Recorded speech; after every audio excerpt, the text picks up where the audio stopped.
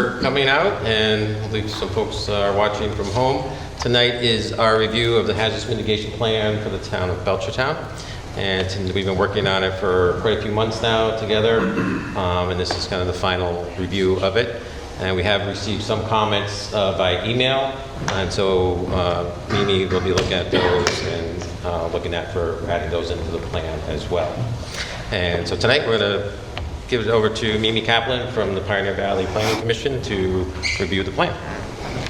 All right, thank you, Chief Ingram. So good evening, everybody. Yeah, Mimi Kaplan, I'm Senior Planner at Pioneer Valley Planning Commission. Been working with the town for, I guess, about a year, almost a year, on this hazard mitigation plan update. So this is a plan that's funded by FEMA, Federal Emergency Management Agency. Generally, the plans are updated approximately every 5 years. They are good for 5 years. The last plan was done in 2016. Takes a long time to get the funding. There were delays because of COVID, but yeah, we're getting it done. We're in the last stages. You could go on to the next. So first, I wanted to say thank you to the committee, which is everybody that you see listed here, who came to the meetings, provided input and information. I hope I didn't forget anybody. Reviewed the plan, provided comments. So really appreciate your time and efforts being involved with this. Next slide. So it's a pretty brief agenda tonight. I will just do an overview of what hazard mitigation is and basically what the plan is and the planning process, the hazard risk analysis for the town, and then review the mitigation strategies, and then there will be time for public comment and discussion. So FEMA defines hazard mitigation as any sustained action taken to reduce or eliminate long-term risk to people and property from natural hazards. So some examples of mitigation actions could be limiting development in high-risk areas, such as floodplains, retrofitting structures to protect them from hazards like flooding or high winds, drainage and flood control projects, and education and outreach, for example, fire safety education. So there is some overlap between hazard mitigation and emergency preparedness. So the things listed on the right are focused on emergency preparedness, such as having emergency shelters ready, emergency plans in place, emergency communications.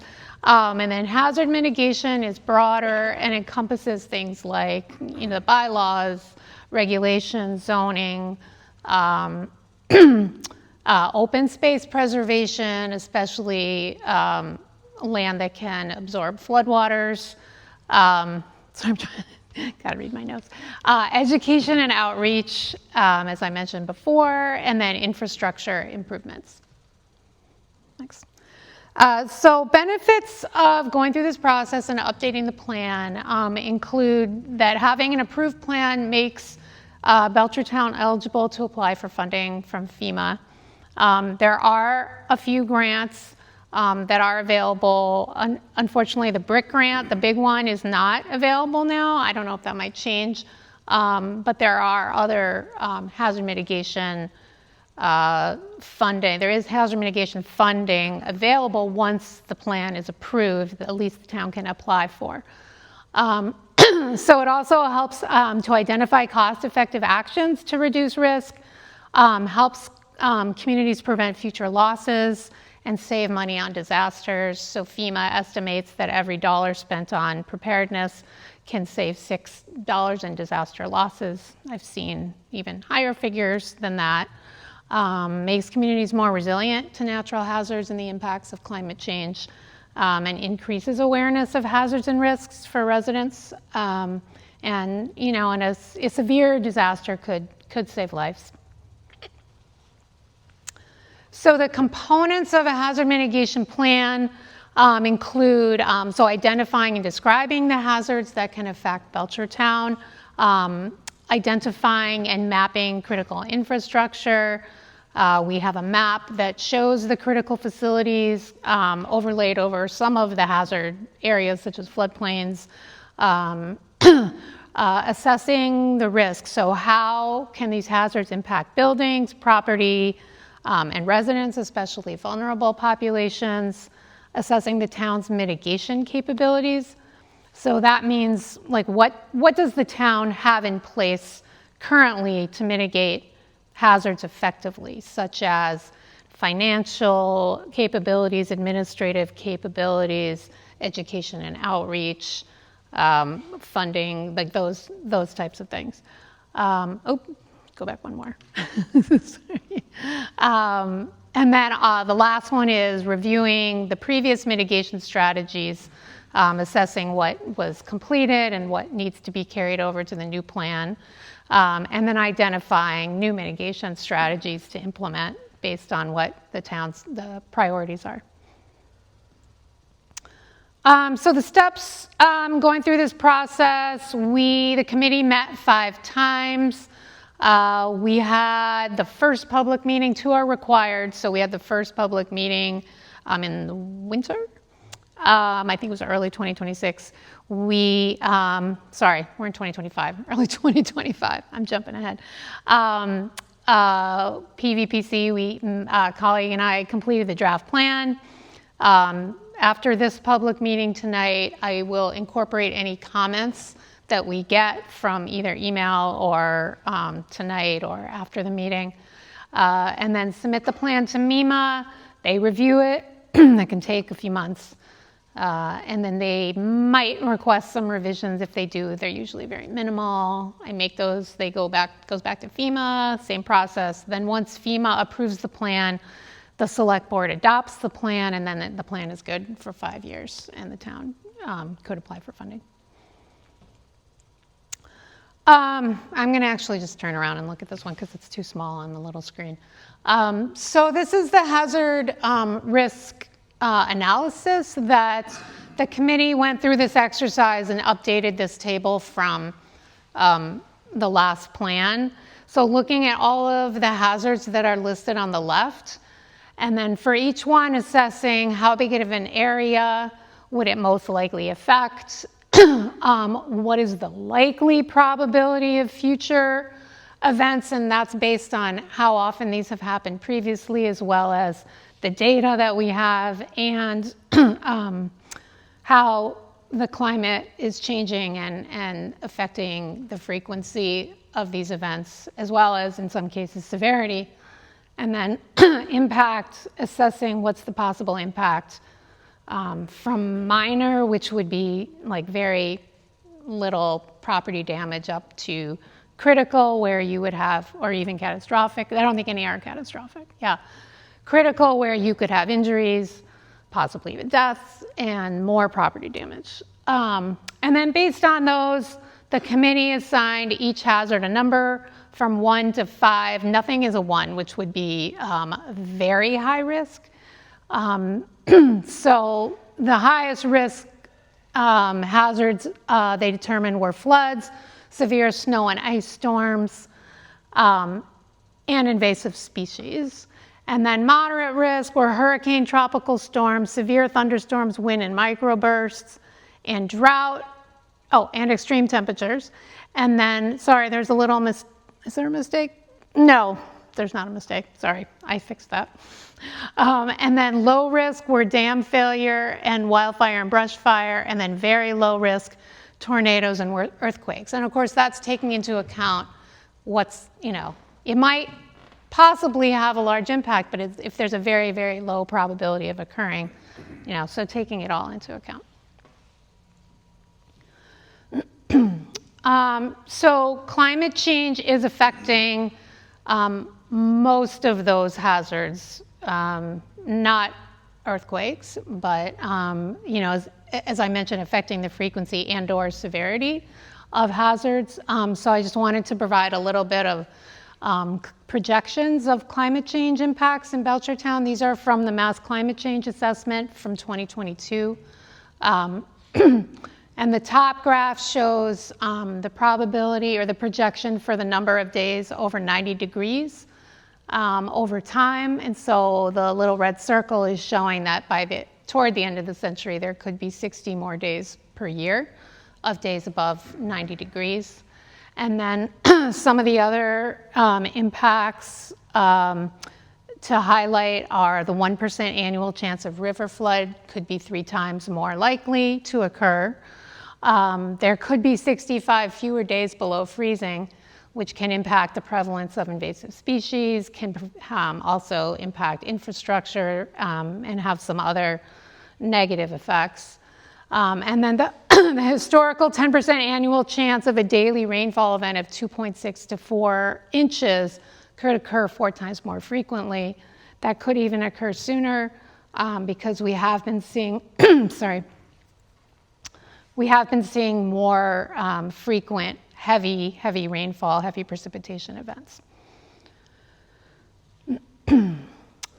So top hazard concerns in Belchertown. So, I mean, there are a number of hazard concerns. I just wanted to highlight some of the priority concerns that came up in our meetings, and including in the public meeting, the first public meeting we had. So flooding in floodplain areas, as well as localized flooding in a number of locations, including Railroad Street, Bardwell, Warren Wright Road. I don't know, I probably don't need to go through the whole list, but the list that you see here were the areas that were flagged for being problematic for localized flooding. Power outages from high wind events. I know you just had, I think it was a storm in July. There was a number of power outages. I think it was July, unless it's September.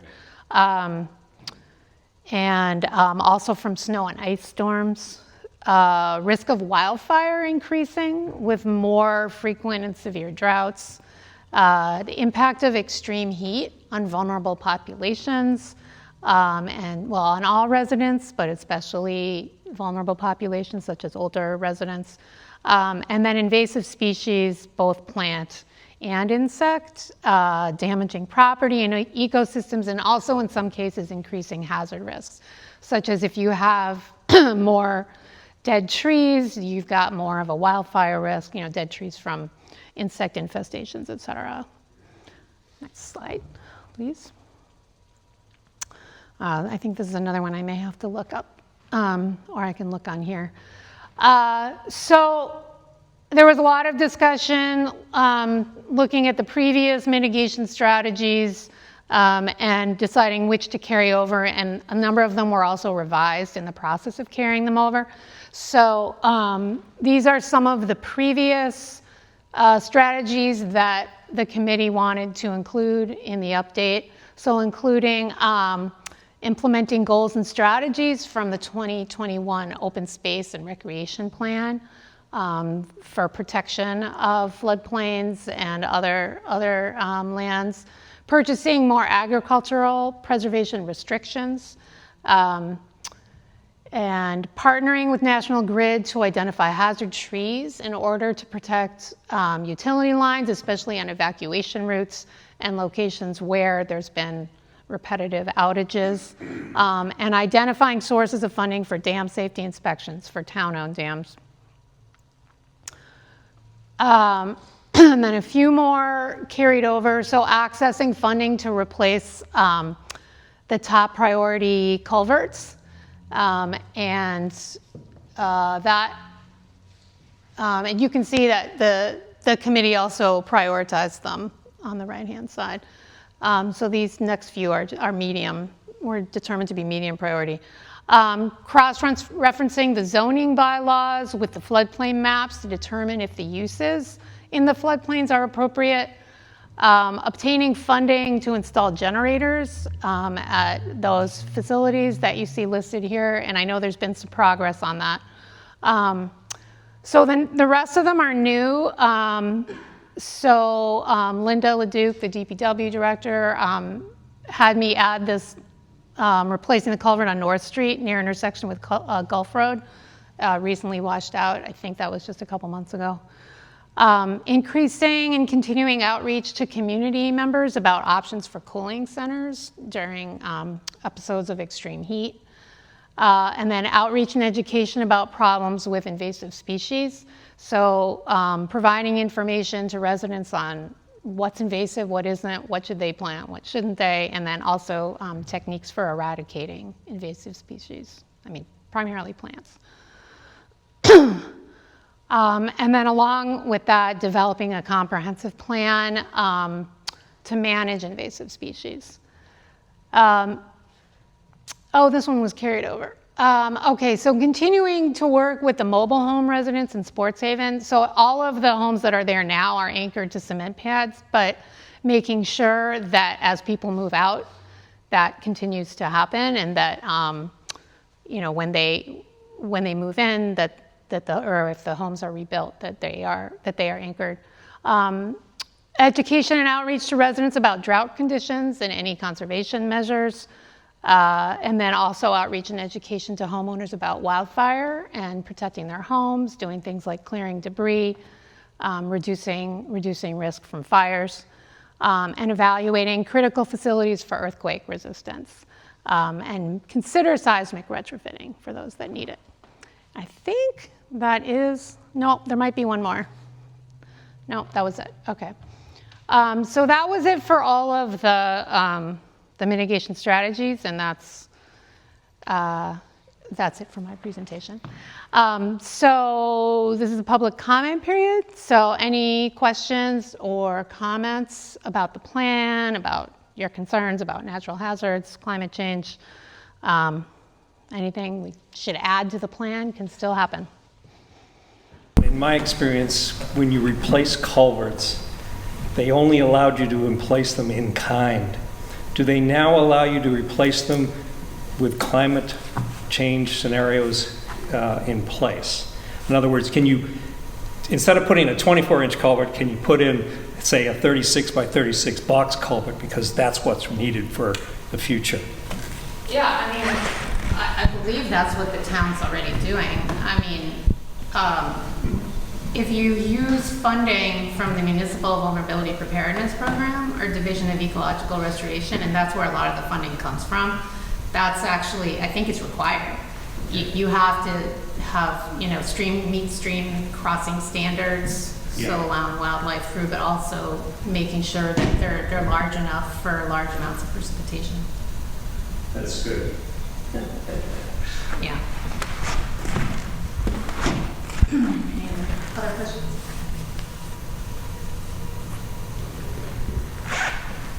All right, people.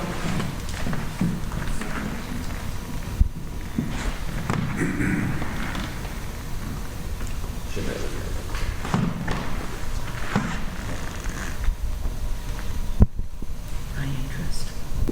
Did we address that? You know, talking about the wells, that you can only get so much water out of them now. Should that be in there or not?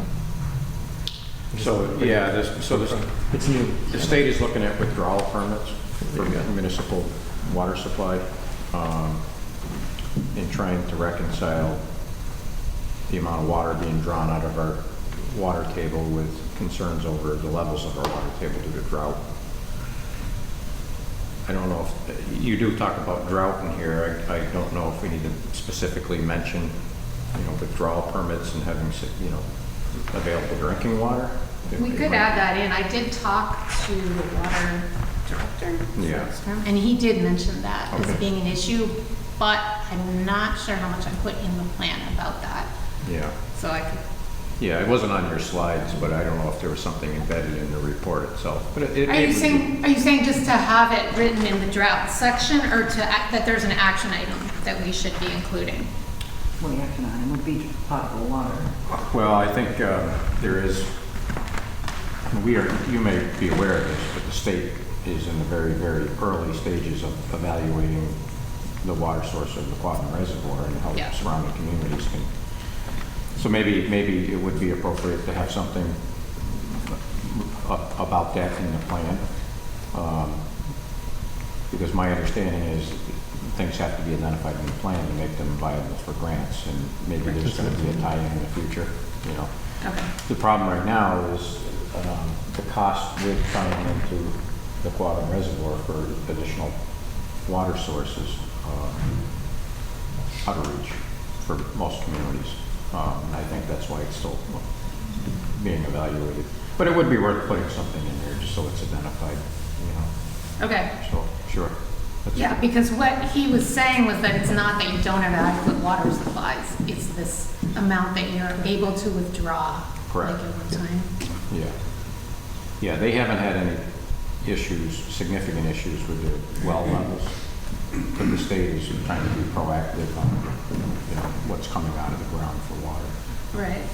So that's the DCR, the DEP issues the permits, and the two agencies are reconciling those two interests as we speak Okay, for Belchertown. So, yeah. yeah.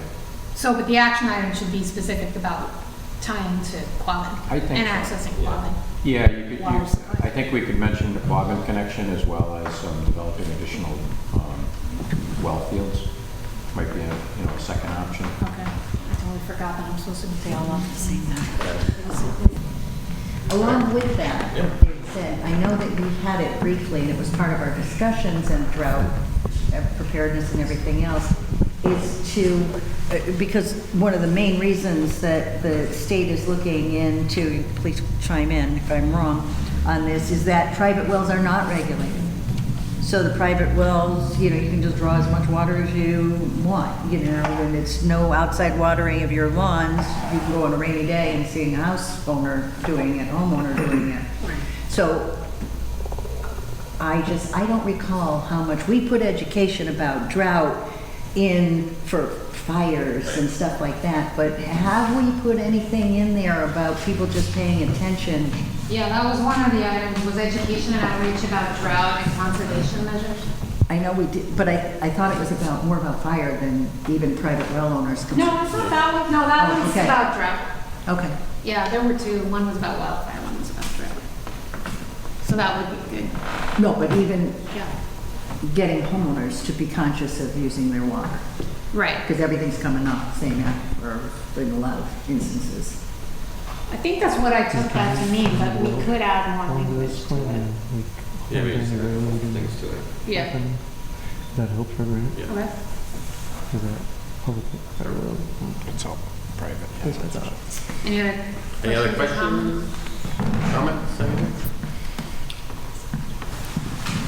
All right.